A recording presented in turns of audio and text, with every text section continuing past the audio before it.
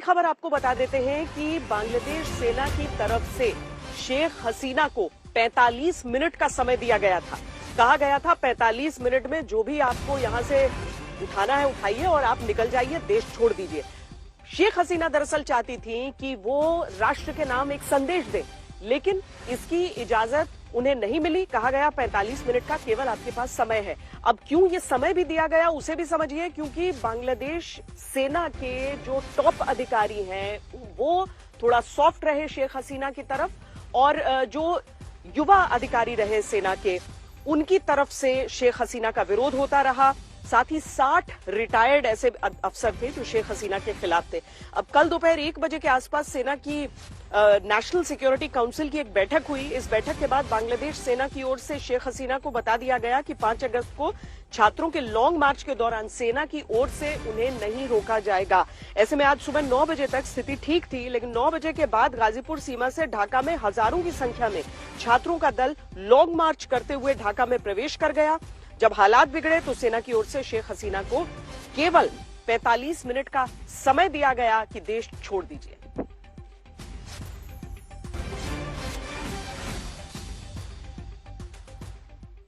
ये तस्वीरें जो आज बांग्लादेश में नजर आई हैं, किस तरीके से पीएम आवास में लोग घुस गए। हाल फिलहाल में एक तालिबान के समय की बात याद आती है, दूसरा इमरान खान के पक्ष में जब फैसला नहीं आया था तब कैसे पाकिस्तानी आवाम ने क्या किया था। तो आज के बांग्लादेश की वो तस्वीरें देखिए।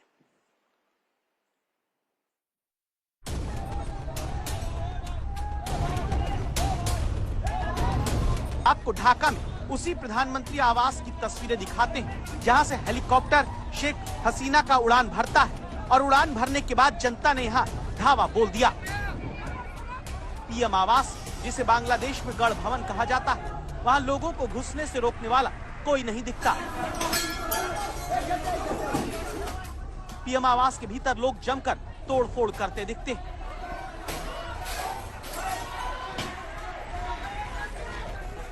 अब जैसे इस शख्स को देखिए, ये ढाका में पीएम आवास के भीतर इस बेड पर लेटकर ही खुश है। ये वीडियो इस बात की तस्दीक करता है कि जनता जो बांग्लादेश में है वो भरी बैठी थी, उसके भीतर का गुस्सा इस तरह निकल रहा है। उसे लगता है कि जो सत्ता में बैठे हैं वो निरंकुश होने के साथ जनता की गाढ़ी कमाई को भी लूट लेते हैं। इसीलिए जब तानाशाही से त्रस्त जनता को मौका मिलता है तो वो भी ईमान की बात भूल जाती है।